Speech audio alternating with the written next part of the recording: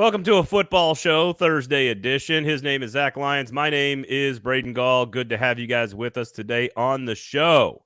We have a lot of stuff to do today. Brought to you, of course, by Sinkers Beverages and the Kingston Group, our two wonderful and amazing sponsors. Lots of stuff to talk about. Rookie camp, NFL schedules, SEC preseason rankings are coming out. Zach, how are you, sir? I'm doing good. I'm ready. Like, this is the last fully busy from Sunday to Sunday week and then I get to it's just writing and doing podcasts. Like the stuff outside the different events like Mother's Day, barbecue contest, the NFL draft, all over. Mother's Day, of course. This is a reminder for those of you who are listening to this live or listening to this on the pod before or watching us on YouTube, turn on those notifications, or Facebook before Sunday. This is a warning. It's freaking Mother's Day on Sunday. You have no excuses. To all you great, awesome people who listen to this product or watch this product, you have no excuse now. It's Mother's Day on Sunday. And by the way, Sinkers can help you with that, by the way. If you want to get a nice bottle of wine, a nice bottle of champagne, if she's a straight liquor drinker, great, good for you. Go get her some bourbon. Go get her some vodka, maybe some tequila shots. I don't know, Jaeger bombs. Go into Sinkers. They'll take care of you. Sign up for the in-crowd, of course. We'll tell you more about what they got going on with some VIP stuff there as well. And, of course, the Kingston Group. Just remember that name. That is all that we ask, Zach. It's not a lot. We're not asking a lot here. The Kingston Group. Just remember it. And when you have to make a big decision about your house, right there in the noggin, you've got that name ready to go. That is all you need. And then you call them. They help you. And that's it. Very simply. Simple. It's very it's very simple. We're going to talk Titans schedule today. We're going to get into minicamp. What are we looking forward to? What kind of things can we actually learn from Titans minicamp? I am genuinely excited about Saturday. Practice will be at 12:20. We'll have access to the players, a couple of players, one or two after the practice, I believe at 2:00. And then, of course, we're off and running with off-season workout schedules and programs and stuff. Going to be a lot of fun. The Athlon Sports magazine is on newsstands. You can purchase it now, athlonsports.com. All the preseason rankings are coming out slowly, so we just figured we'll tell you who's in the top 4, who's in the top 10, where every team in the SEC is ranked. And, Zach, I'll let you just sort of ask all the questions. It's some interesting choices on here that I'm excited to dive into this topic, as a whole, just because I'm looking at it and I'm thinking, really? So that's coming up a little bit later on in the show. D-Good, of course, already into the comments, talking about primetime games, moving to London, all this stuff with the Tennessee Titans. And I guess we can get started, Zach. By the way, stackingtheinbox.com, football and other F words pod. I know you guys, if you want to tell everybody real quickly what you guys talked about on Wednesday. Oh, Lord. What did we talk about on Wednesday? Oh, we talked about third-round quarterbacks like Malik Willis, Desmond Ridder, but the overall philosophy that there's 20% are quarterbacks are really, really good, 60% are good enough as long as you build around them, and 20% are just terrible as far as the 32 starting quarterbacks, which I love. Mm-hmm.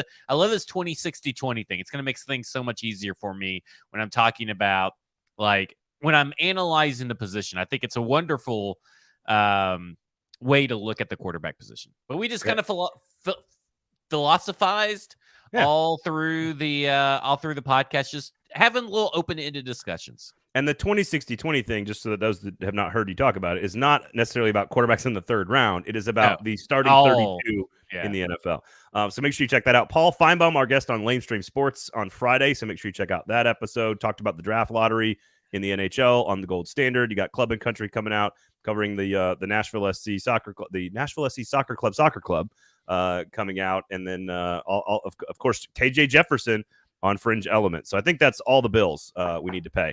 I guess my question about the schedule, just I guess first Baltimore and the Titans week 6. That's going to be in London, October 15th. I think it's worth the trip if you can ever go, or if you've never been. I know your feelings on London, but a trip to watch your favorite team in another country is cool, no matter what city you're going to.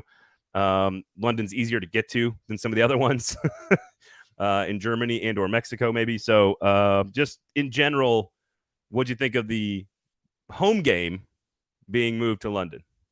This is about the extent that I have any care, is that I saw it tweeted. Thought the graphic looked pretty cool, and then I moved on with about my day. Yeah, I tend to agree. I do think that if you've never been to Europe, now you've been to London, so that's way cooler.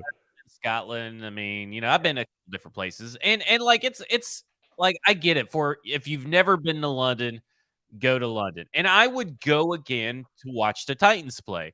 But if you're asking me if I was like foaming at the mouth that, oh my gosh, the Titans got a London game, and then later on, oh my gosh, it's the Ravens. No, it's just another NFL game being played on a Sunday.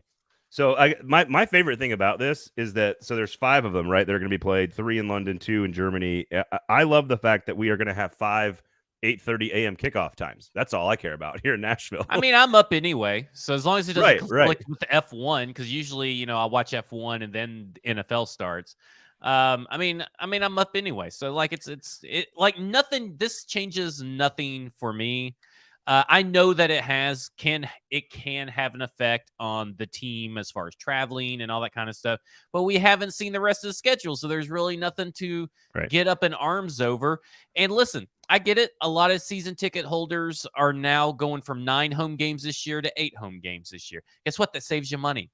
And guess what? I get it. It kind of also lost you money because you couldn't sell your tickets to Ravens fans, because that's what season ticket holders do for the majority of them. There's your punch. There's the punchline. Hey, here you go, Braden. Let's be like every other uncreative person in Nashville sports media today. How many primetime games do you think the Titans get? 1, 2, 3 or more?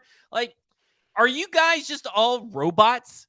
I mean, like, if anything, let's have a discussion about, hey, when's the better week to have a bye? When's the better time in the schedule to have a bye week? Should the Titans take their automatic 7, or should they gamble?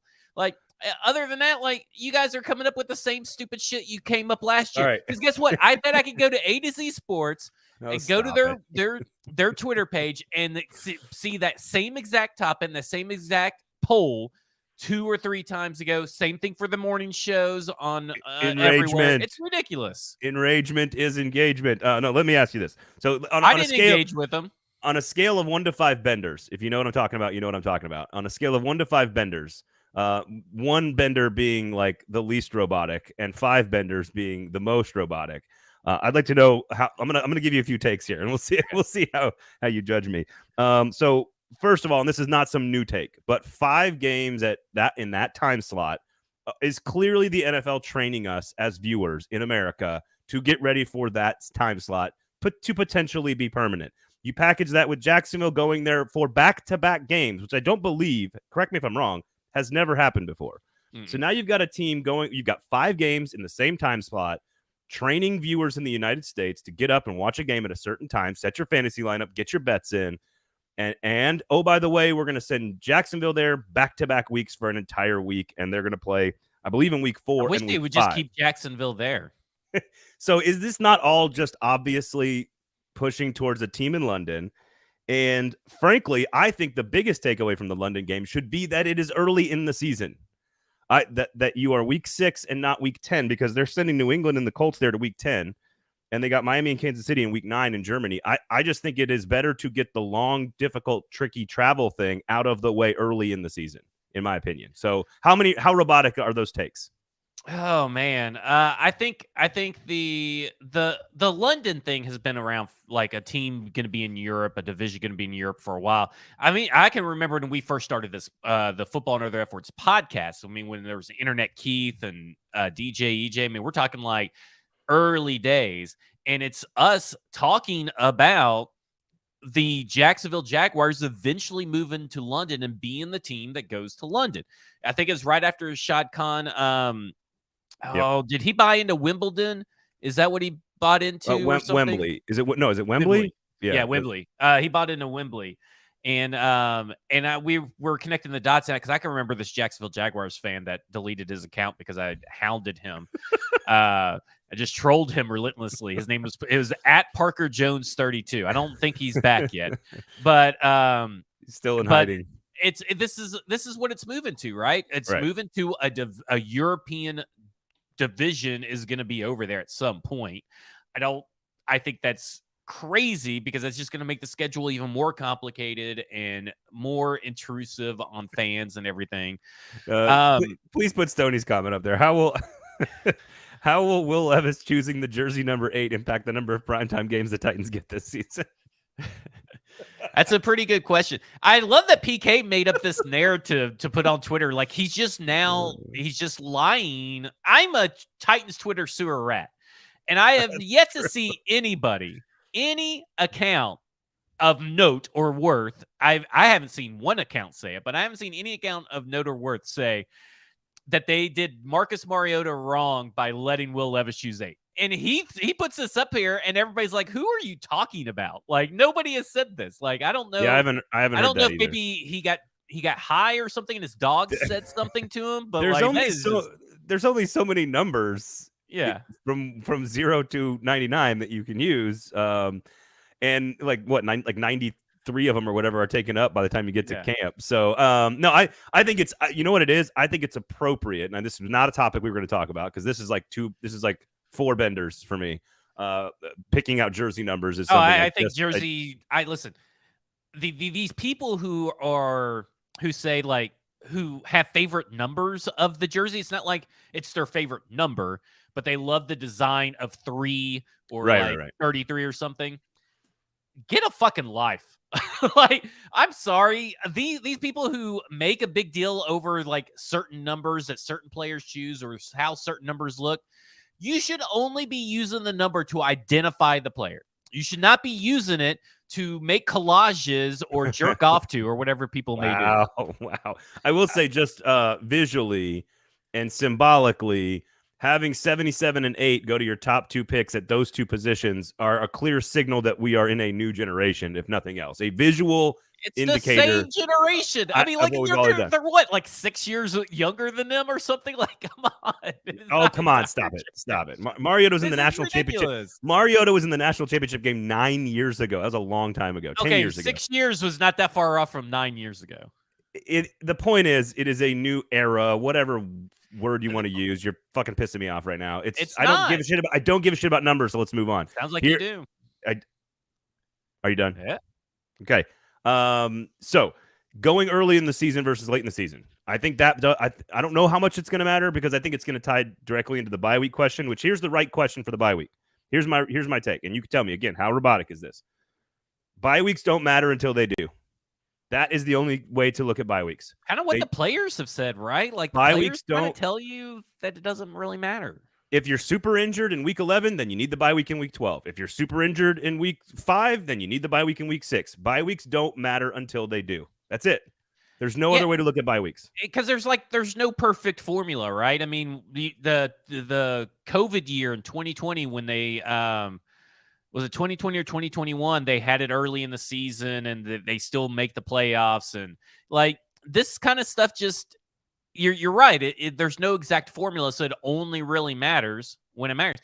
See, that's not a robotic take to me because everybody's going to be like, well, you got to have it later in the season because it's always best to have it later in the season. When really, it's like you can't just say that because what if everybody's injured, early on into the season, or maybe, you got flight patterns that are crazy for your away games and stuff, that maybe it's better to have it early in the season. Like, there's no exact science, and guess what? Players don't care. Taylor Lewan literally comes out and says, I don't even know what the big deal is about this schedule release. We already know who everybody's playing. It's so dumb. I'm telling you, that's how all players think. I've talked about that before. I think it was a couple of years ago we were talking about schedules and stuff, and like all these players kind of came out like, we just don't really care. Here's the other one that drives me absolutely fucking nuts. Ranking the schedules on last year's win percentage by difficulty is the dumbest thing the NFL media does at all. Outside of like the top 100 players thing that they do, which I realize is to fill content in the summertime. I just ranking the schedule on last year, outside of a couple of specific teams that are going to be very, very good. I think it's just the difference, and we'll talk about this a little bit more when we talk the rankings in the SEC. The difference in the best, most difficult schedule in the NFL and the easiest and worst schedule in the NFL is almost nothing. It's almost nothing, especially on paper before we actually know what the teams are. Well, isn't it market? Is it like betting market share probably the best predictor of what your schedule may look like as far as degree of difficulty? That's interesting. I mean, if you're trying, I think that's how Warren Sharp does it, if I'm not mistaken. When he does his little thing, I think he bases it off of market share but also how he ranks. So Warren Sharp's book, which is one of the best books that comes out every year over the summer, he'll rank all the positional groups independent of what happened last year. I mean, he uses some data and looks for some trends, but it's basically he's ranking the current team as it is. And I think that plus his betting market share gets involved in his strength of schedule formula, which seems to be pretty accurate by the time the season rolls around. So I like the first part. The first half of that, I think, is just sort of being a really smart football guy who sort of looks at really smart football things and tries to do the work to create the schedule by being subjective and analytical. That's still subjective, not objective. The Vegas thing is completely objective. The problem is it's not objective about how good you are.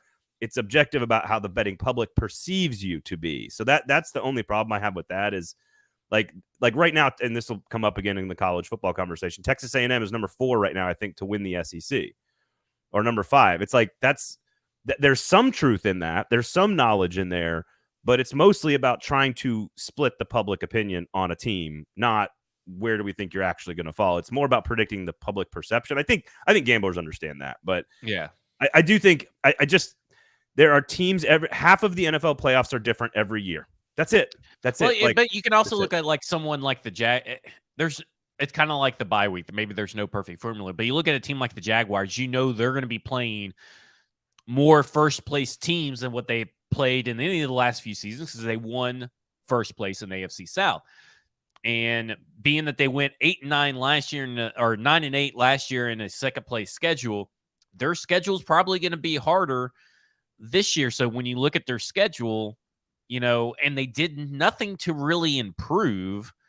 I mean, we talked about it. They made moves like they were a consecutive 12-4 winner when they're really just a Josh Dobbs fumble away from not even being in the first place team. I think in theory that's correct. However, like if you had Philly last year, you didn't have them because you finished 14-2 and first in the division. You had them because I think they finished second in the division. So like they became a 14-2 juggernaut, or 14-3 or 15-2, whatever their schedule was. Like these teams, like if you got Kansas City, okay, I'll give it to you.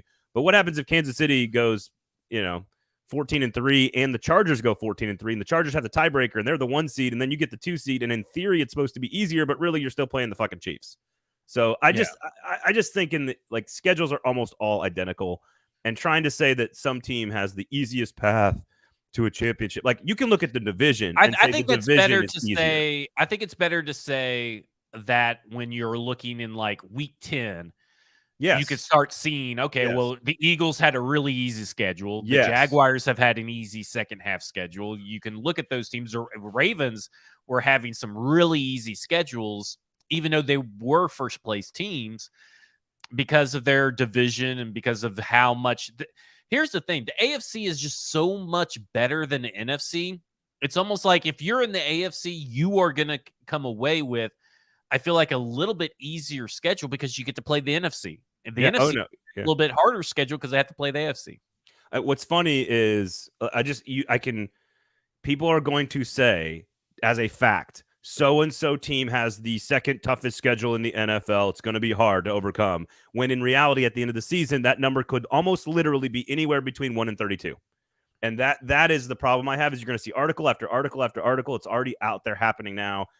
Look how tough this schedule is based on last year's teams. And the NFL is the most, outside of college football, the NFL is the most different league from year to year, outside of a couple of quarterbacks and teams, that half of the playoff teams churn every single year. Every year, there's a new set of teams in the playoffs every year, and they're different, and the schedules are different. I will say something new about a team. Like you learned something new about Kansas City, right? Like Kansas City last year, they lose Tyreek Hill, and you're like, well, what are they going to be without Tyreek Hill? And they were one of the best. He had one of his. He had, I think, his best season statistically with Juju Smith-Schuster, MVS, and Justin Watson. Like, I mean, he still had statistically his best season, and everybody wanted to write him off because, well, Kansas City lost Tyreek Hill. Yeah. They're not going to be much without him, and they're going to have to play this really tough schedule, and they just end up winning. You got to adjust your minds about because you learn so many new things about every team. Here's all you need to know. If you had a first place schedule last year and you had the Packers and the Titans, the 2-1 seeds on your schedule, neither of those fucking teams made the playoffs. So everyone was using those two teams as why your schedule was so hard last year. Playing the Titans and the Packers, not all that hard last year.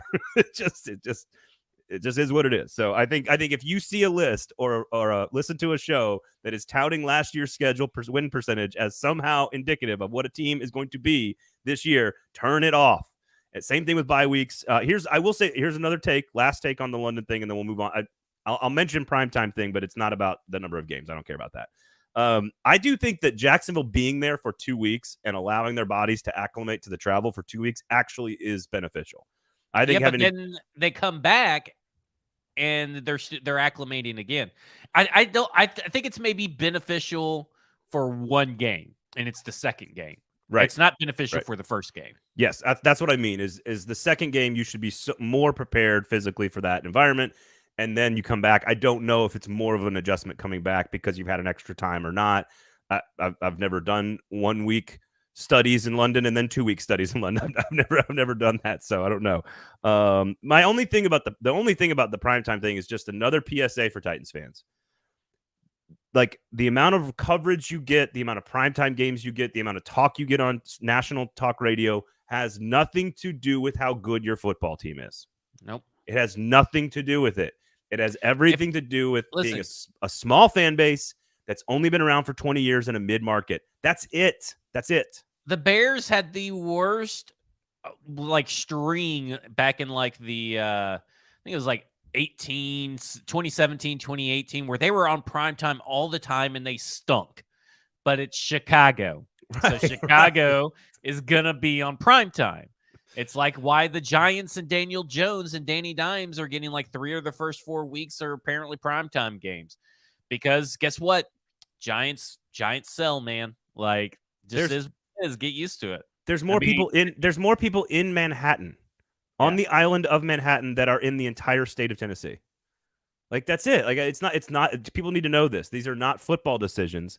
These are media decisions, and it's not any different for scheduling versus what they talk about on the national platforms. Fox, ESPN, NFL Network, doesn't matter.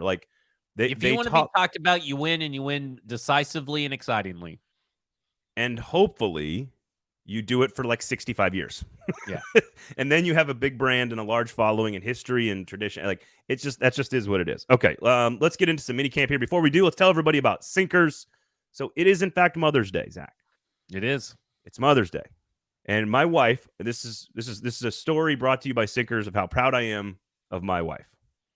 So I don't know what you got planned. I don't want to give it away if it's a secret for your wife. I don't want you to give it away.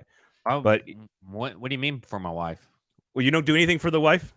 Nothing for the wife. Mother's Day? Well, okay, that just a lot of people do that. So well, I mean if she had kids.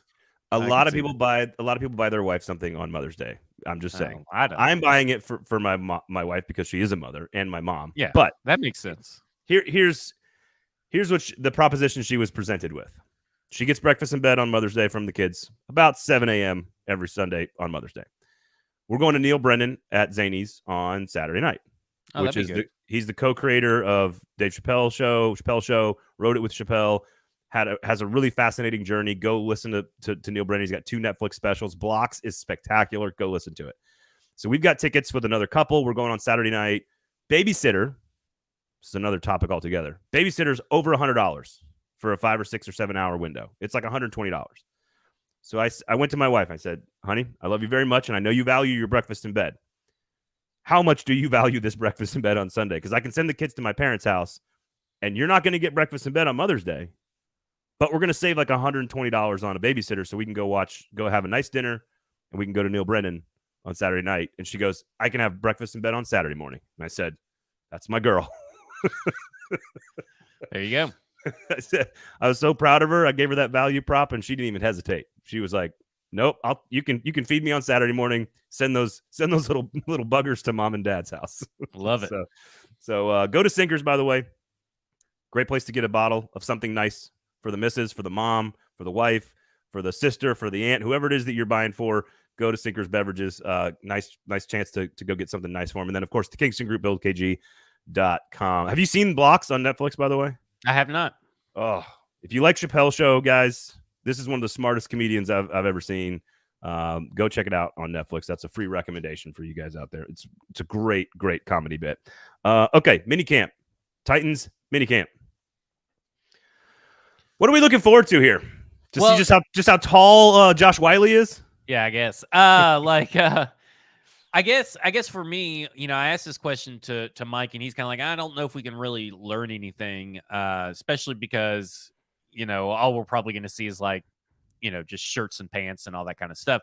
But I do remember media talking about Des Fitzpatrick's demeanor and stuff from 2 years ago. We talked about it off the air, and I wanted to ask you, what do you as a media member, what are you going and observing and taking note of that's not like, oh, some one-handed catch you want to put on a clip just because you're going to get engagement? I can't wait to do the here's Will Levis doing lunges on Instagram.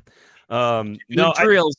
I think number one, it's level setting size and like sort of build, right? Like if you don't get to go see these kids in college practices very often because you're just not allowed to see them practice very often. And so I think it's number one, it's level setting just physically. You can always see something different in person than on a screen, on a phone, or on TV or during a game. And I think level setting the size and just like Will Levis is bigger than I thought, or Tajay Spears is smaller than I thought, or so-and-so looks quicker, or so-and-so does this well. Like Kyle Phillips, we noticed the footwork on Kyle Phillips was just off the charts right away. That was part of his scouting report. But when you compare, you can see it all happen next to the other 6 guys that are doing it. You kind of have a little bit of a barometer on some of that stuff. Not much. For me, it's going to be about comparing and contrasting what I saw, and mainly from Malik Willis at this time last year and Will Levis at this time this year. That's what I want to see the difference is footwork, because you could see Malik Willis's footwork, especially rolling against his body, was not there. It wasn't there last year, even in rookie camp. How well does Will Levis do all the little things? And that's just all you can do is kind of compare it to what you saw last year. You can't compare it to Tannehill.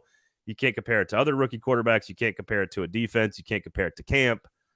All you can do is sort of say, all right, I've seen Elijah Molden in camp 1 year at this time. Then I saw Roger McCreary, clearly a different body type. And you can kind of see the body types and you can kind of compare and contrast year over year what people look like. I remember seeing this is going to sound bad. I remember seeing Jamarco Jones and just thinking like, and this wasn't a rookie camp, but this was like a mini camp. And I was like, I don't know. Like, I'm not sure. That's how I felt when he was signed. I don't know. But you see MPF stand next to him and you're like, oh, okay, I get it.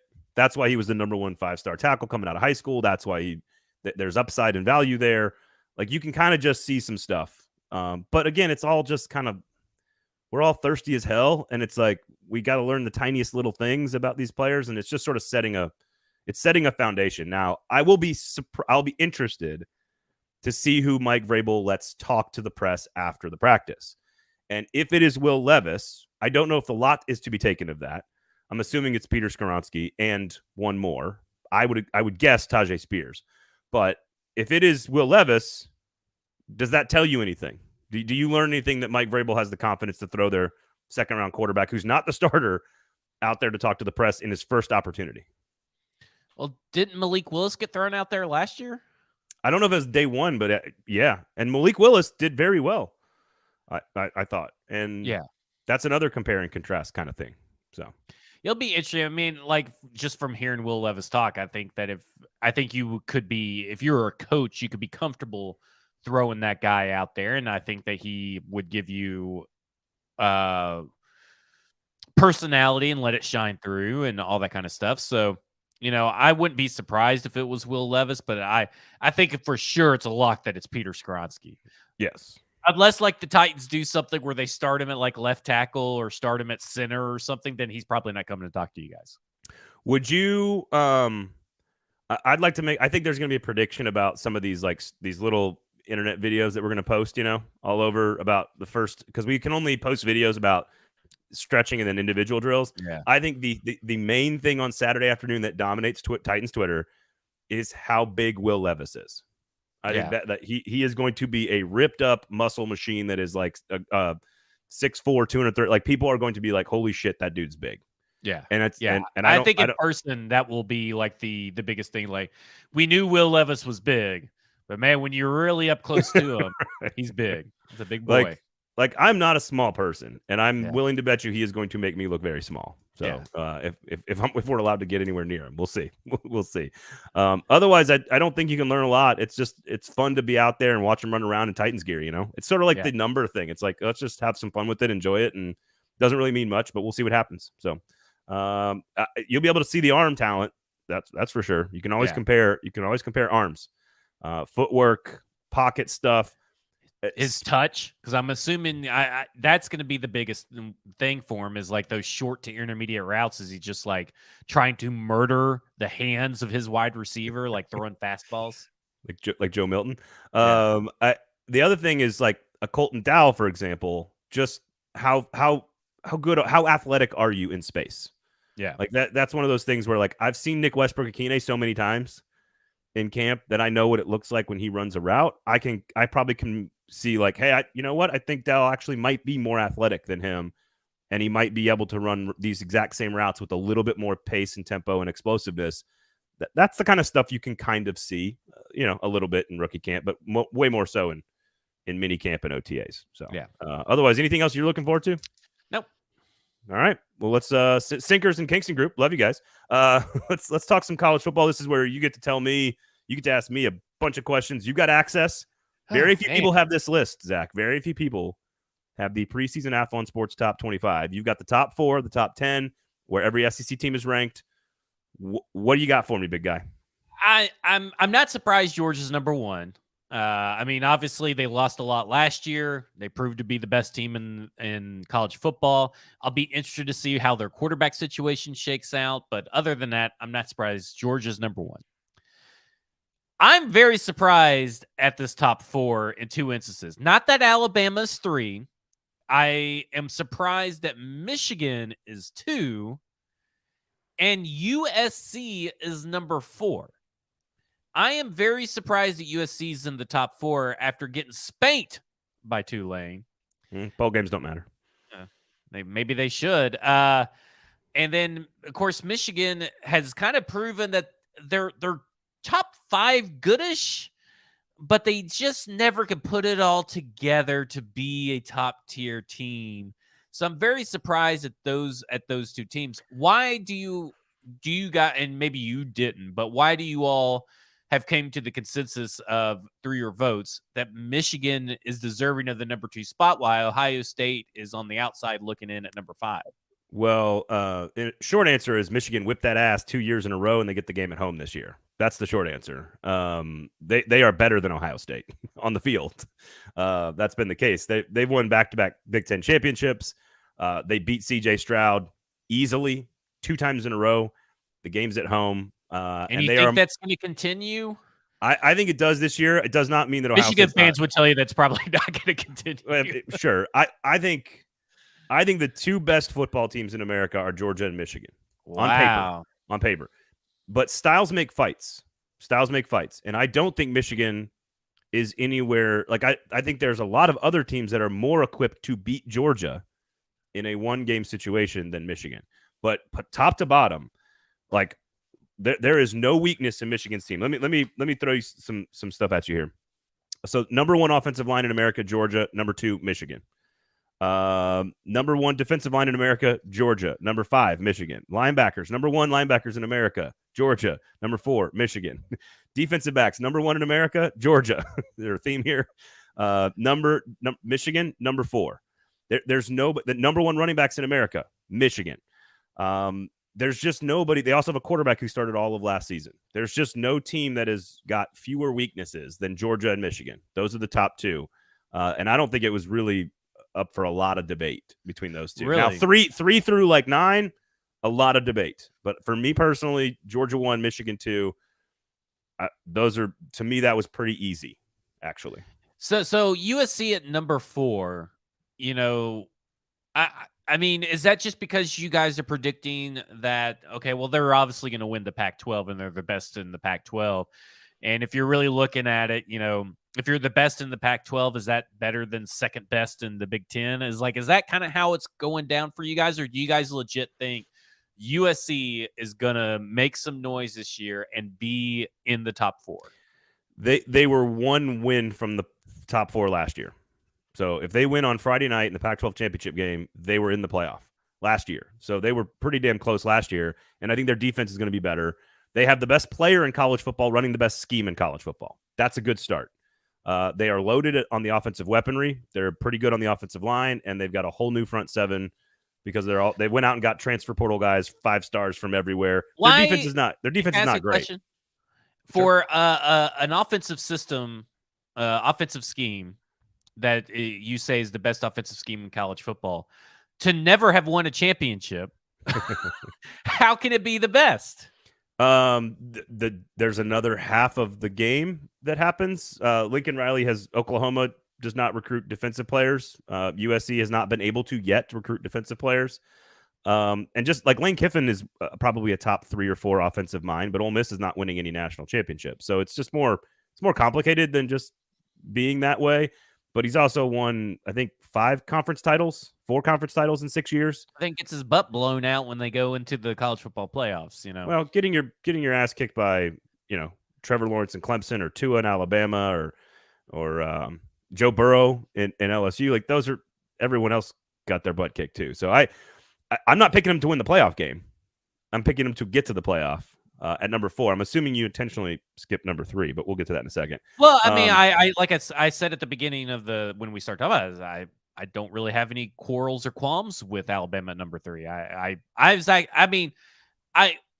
don't think there's much of a difference between 3 and 2. I'm just curious as why if Alabama's 3, Michigan's 2, quarterback. I would have thought Ohio State would have been number 2 if I were, you know, just based on previous years' rankings and how the tradition of college football goes. I would have thought Ohio State would have been in the top 4 and possibly 2. So Stoney said, missed the top 4. I'll lay it out real fast. Number 1 is Georgia. Number 2 is Michigan. Number 3 is Alabama. Number 4 is USC. Number 5 is Ohio State. Number 6 is LSU. Number 7 is Florida State. Number 8 is Penn State. Number 9 is Washington. Number 10 is Utah.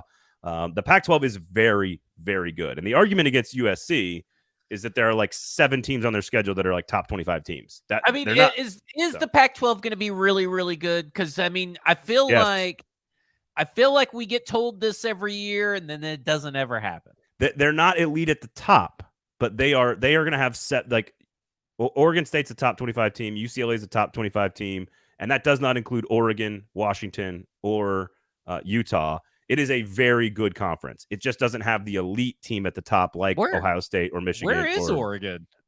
Oregon's like number 12, I think. Well, 10, I think they're number 12. You stopped at 11, so yep, I gave you the SEC after that. I thought that was I just, now that you said, when we were talking about the Pac-12, I was looking at the list as like, no Oregon and no Clemson in the top 10, which is very interesting. Florida State is the representative of that. What is your all's reasoning in that? Or is everybody done with Dabo in the college football world? It kind of feels like that. We are all tired of the Dabo shtick. I think Clemson doesn't have some certain things this year. They're missing the offensive line. Their quarterback is really talented. Cade Klubnik is really good. They hired a really good coordinator, Garrett Riley, which is actually a sign that Dabo evolved to some degree, because he's been sort of like stuck in the mud for his entire career. They've been in the name, image, and likeness business every day of their program. Name, image, and likeness of Jesus. So it's still my favorite thing I've ever heard come out of a coach's mouth. I think Florida State is red hot, dude. They finished the season great. They have one of the best quarterbacks in America in Jordan Travis. They got NFL receivers, really good offensive line, elite pass rushers. If there is a team you are trying to pinpoint, that I think they're going to beat LSU in week 1. If you're trying to pinpoint teams that can beat Georgia, USC's number 1, Ohio State's number 2, styles make fights. Florida State's number 3, LSU's number 4. Those are the 4 teams that can beat you're not even putting Alabama on that list? That they could. Nope. Wow. Nope. You got to have a quarterback that is awesome to beat Georgia. Bama may get that. They may find that down the road. But right now on paper, ain't nobody at Alabama playing quarterback that can beat Georgia that we know of. That's the key here. You got to have a great system. You need elite receivers. You need a great quarterback. You need a bit of a pass rush. And Florida State's got it. LSU's got it. USC's got it. And Ohio State's going to have it. And so if all of a sudden Ty Simpson is a Heisman candidate, week 5 of the season, I changed my opinion. Alabama's on the list. But Alabama's a quarterback away. Michigan is a quarterback away. Penn State is a quarterback away. But watch out for Florida State. I'm all in on the hype train for the Noles, baby. I'm all in on it. And Penn State and Washington, like I'm not surprised that Utah made it in the top 10. Utah's kind of like one of those perennial, always at the dance, but never the queen or the homecoming queen or whatever. They're just 10-3 every year. Yeah, but Penn State and Washington, I think, are odd 8 and 9 because I feel like Utah is better than them, but also I really enjoy Michael Penix, and Penn State is just Penix. I don't know about this Penn State business at 8. That seems really high. So Michael Penix, former Tennessee, I think a Tennessee commit who went to Indiana, beat Penn State actually, ironically, for like the only time in school history, and then transferred out.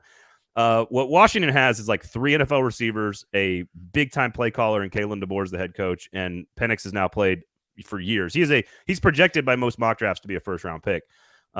He is an elite quarterback. They were the best offense in America last year. He's really fun to watch. I like watching Michael Penix. It's just too close to penis. I can't take it seriously.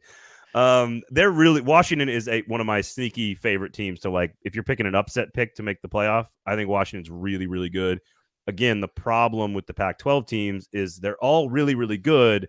But if no one is elite enough to get through the entire schedule with only one loss, then they miss the playoff, which is what happens all the time in the Pac-12. So I think keep the other team to keep an eye on that has the skills and the tools to beat Georgia in a one-game situation, should it all come together, is Texas. Yeah, I like Texas, I like that man. Texas is just outside of the top 10 because I feel that's where they should be. They should have to earn their top 10, top 5. Because I think they will creep up into that conversation to make the college football playoffs this year.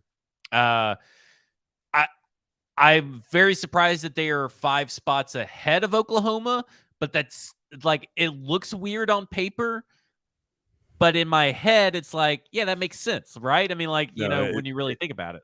A&M and Texas are like putting your hand right back on the burner. Yeah. A&M and Texas are going to be great this year. Damn it, that hurt. Like, that's literally what it is. I do quickly on Penn State, and this is a name for you football show fans. Hopefully you remember this.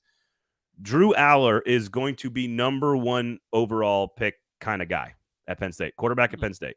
So remember I've been talking about how I talked about Anthony Richardson?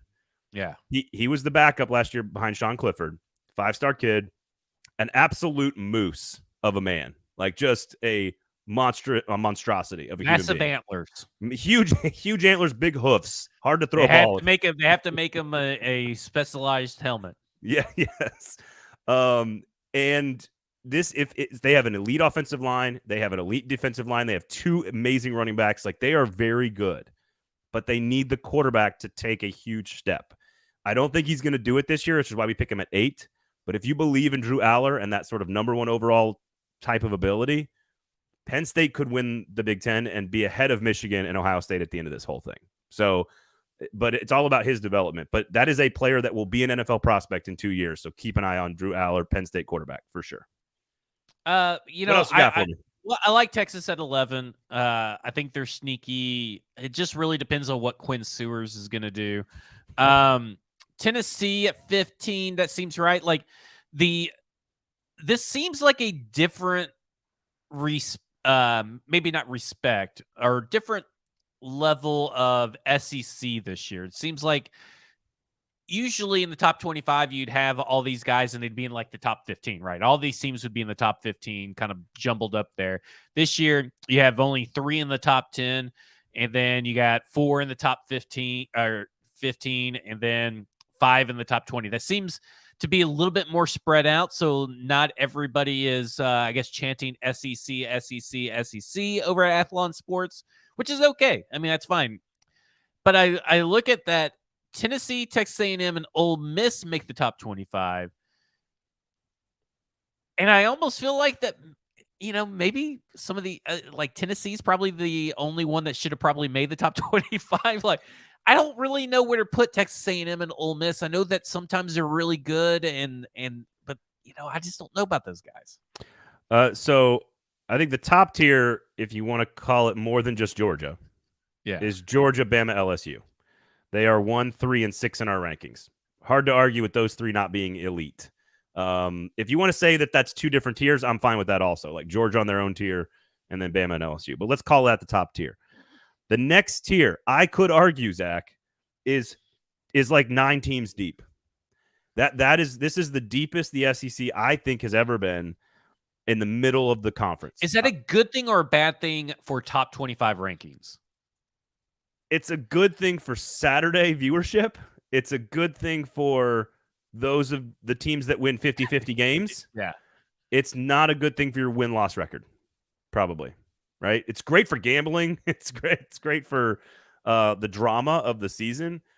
But I think like Tennessee's over-under is 9.5. I would put everything I own on under 9.5. Like I would go 9-3, best case scenario. But I don't think they're any different. Like Missouri is number 50 in our list, 13th in the conference. And I could argue that the win-loss difference between Tennessee at 15 and Missouri at 50 is 1 game. I could argue 8 and 4, 7 and 5. Kind of what it feels right. Like I'm looking at this because my next question is going to be, okay, you got Kentucky at 27, Arkansas at 29, South Carolina 31, Mississippi State 33, Auburn 39, Florida 49, Missouri 50, Vanderbilt 69. That rounds up your thing. Nice. I kind of feel like Arkansas could end up in the top 25, and they're ranked 29 now. And I kind of feel like sneaky Auburn with Hugh Freeze could surprise a couple of people, and they could shoot up there. Like, I wouldn't be surprised to see almost this big flip-flop of, like, Texas A&M and Ole Miss get knocked out of the top 25, but here comes 2 other teams to take their spot. So let me I totally agree with you. I really like Kentucky.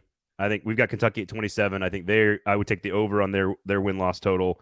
I really like Missouri. I think we've got them at 50. I think they're going to hit the over on their win-loss total. But let me give you so from A&M, who's number 20 in our list, from Texas A&M to Missouri, that's number 20 to number 50 nationally, and from number 5 to number 13 in the conference. Here are the Vegas totals. They were released like yesterday for these teams.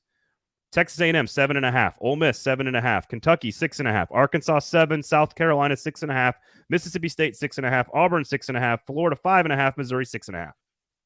It's all the same. It's all the same. It's all the same. We are in for massive. Is Vanderbilt 2.5. Vanderbilt's 3.5. Hammer the over. Oh. Hammer look at you. Hammer the over. Oh wow. I told everybody to hammer the over last year, and they had it in week 3.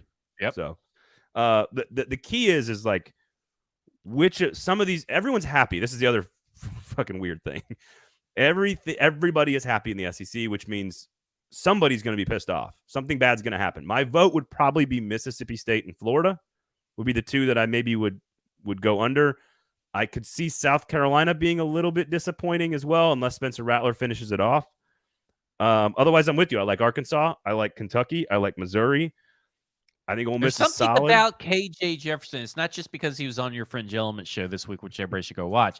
But I ever since the season ended, it's like ever since the college season ended and the draft season kind of started, I've been toying with this idea, talking about like if the Titans didn't get a quarterback this year, who's a sneaky SEC quarterback that maybe can sneak into the first round, that can show you something. And it feels like I keep coming back to KJ Jefferson as a sneaky, like, I feel like he could end up being the 2nd or 3rd most talked about quarterback in the entire SEC because he's just kind of been there in Arkansas and they got a new offensive coordinator and all this stuff. I don't know.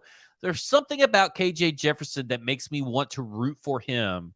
And it's something that I saw last year, like when we're starting doing this, I dive more into KJ Jefferson. I watch more Arkansas. I'm just like, man, I just really love that kid, and I want him to succeed whenever I watch him play, unless he's playing against Alabama or something. He's a really good kid, and Dan Enos, the new offensive coordinator, is going to make him a better pro prospect immediately. Like that's the offense in the passing game will be very different moving forward because of him. And Jefferson has been, frankly, extremely productive, very protective of the football. He has 9 interceptions in the last 2 seasons as a starter.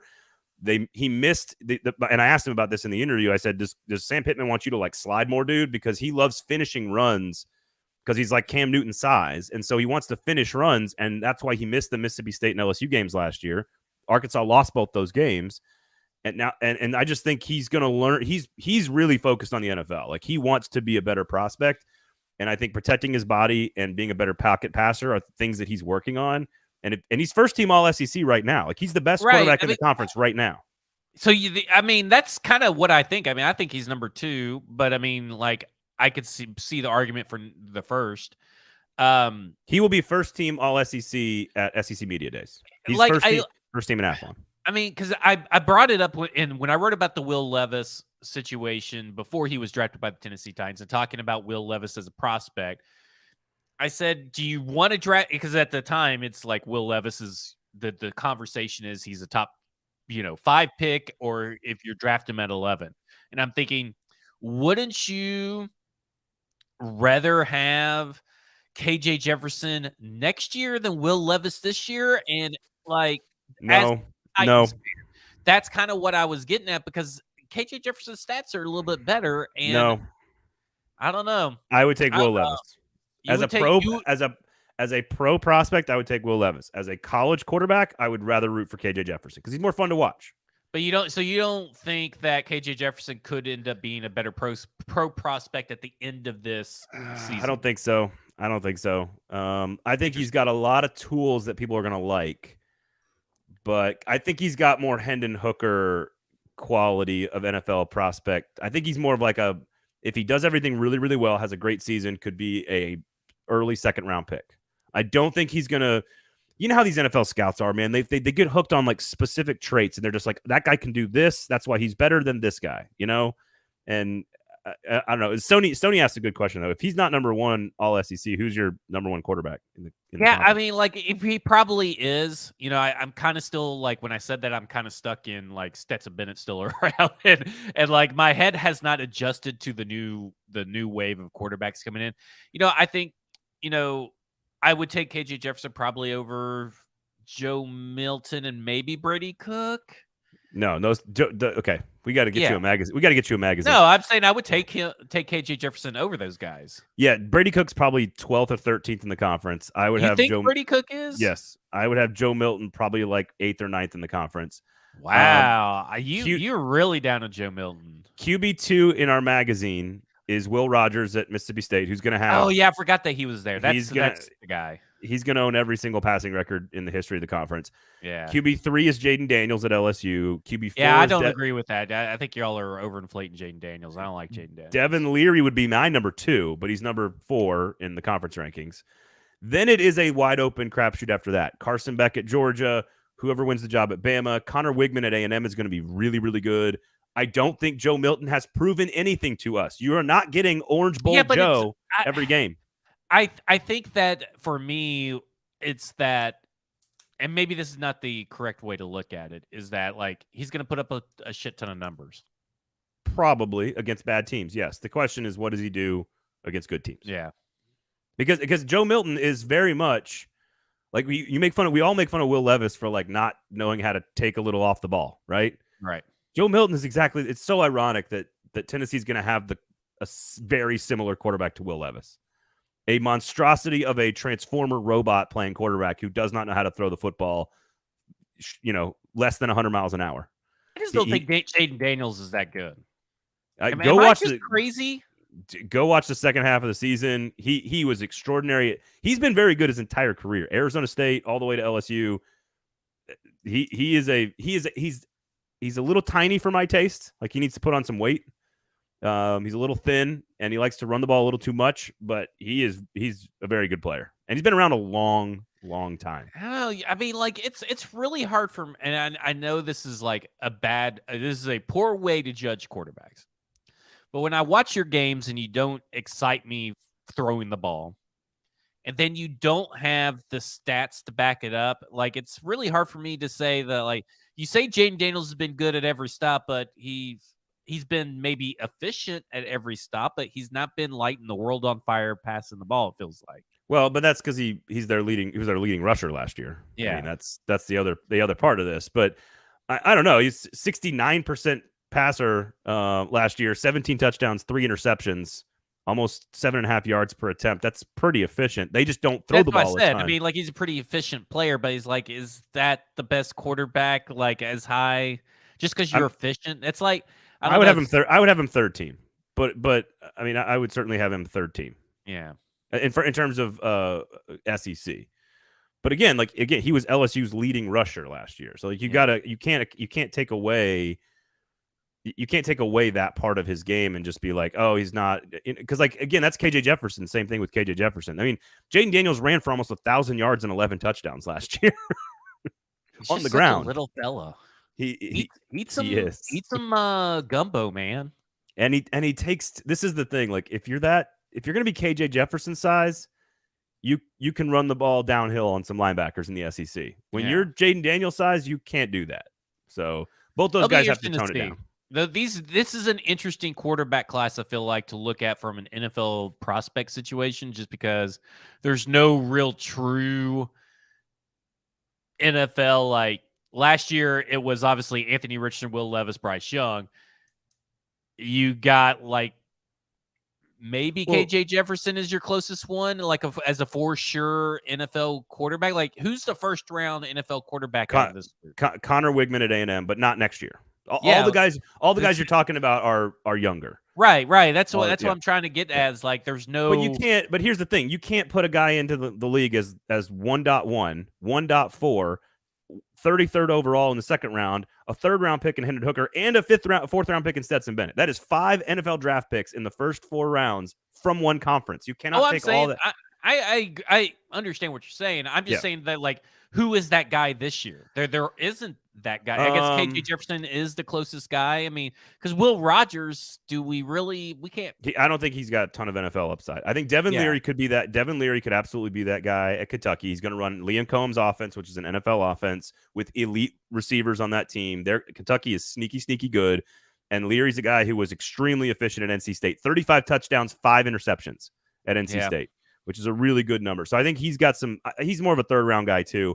I think the guys that have Carson Beck is one that could be an NFL player. If Carson Beck goes off at Georgia, running that offense on a team that's going to get a lot of profile, Carson Beck is a guy that could have NFL upside. Connor Wigman at Texas A&M, who's only a sophomore, is good. Ty Simpson at Alabama, only a sophomore. There's a handful of those types of guys. Joe Milton, frankly, if he puts it all together, has a lot of NFL talent. He's very much Jamarcus Russell, and that NFL scouts liked so much of Jamarcus Russell, they drafted him first overall. So Milton and Rattler are 2 guys that if they put it all together could absolutely become NFL draft picks this year in this class. But I think the best players are the younger guys. I think, Walker Howard at Ole Miss. I think the best guys are like the sophomores that are 5 stars, those guys. So otherwise, it's going to be go buy a magazine. Please support good journalism, of course. Athlonsports.com. You can order the magazines now. Stacking the Inbox is another great place to get some good writing. I think the biggest takeaway is we are in a extremely balanced conference, top to bottom, with very good coaches and a lot of questions at quarterback. And that makes for really good drama week in and week out, in my opinion. That's where I'm at with this, I think that makes sense. Otherwise, can't wait to see all those stretching videos on Saturday. From me, probably. I'll probably be posting them. Here it is. Here's one. Here's Tajay Spears cutting off of a dummy. Look how good his knee looks. Planting an open space. Now I'm going to jinx something. He's going to actually hurt himself in a non-contact drill. I'm sorry, Good job. Fans. Sorry, boys. All for that drawn out, poorly planned joke. Sinkers, Kingston Group. Sinkers Beverages, of course, you got Bluegrass, sponsor of F Words Pod. Go check out that show. Bluegrass up in Hendersonville, their sister store. 2 great places to buy some booze this weekend for your wife or mom or aunt, whoever you're buying for. Go check it out. Sign up for the in-crowd, VIP allocations, special events, all kinds of cool stuff from Sinkers Beverages, the defending champion, #1 liquor store in the city in 2022, doing it all again in 2023. The Kingston Group, buildkg.com is the website. Check out their work. Just remember that name before you make any big decisions about your house. So all the other great shows from the 440 Sports Network. And Zach, what you got in the inbox this week for the good folks? Will Levis film breakdown coming from Stoney Keeley in the comment section from Sobros Network. Yeah, he's been pounding the that comments up on Friday. Conference USA preview coming next week on the show. We do appreciate you guys. All right, that about does it. Have a great Mother's Day. Happy Mother's Day to all you moms out there. Rate, review, subscribe. Share the product. Tell somebody about it. We do appreciate it. Thanks to Sinkers and the Kingston Group. For Zach, I am Braden. Have a great weekend, everybody.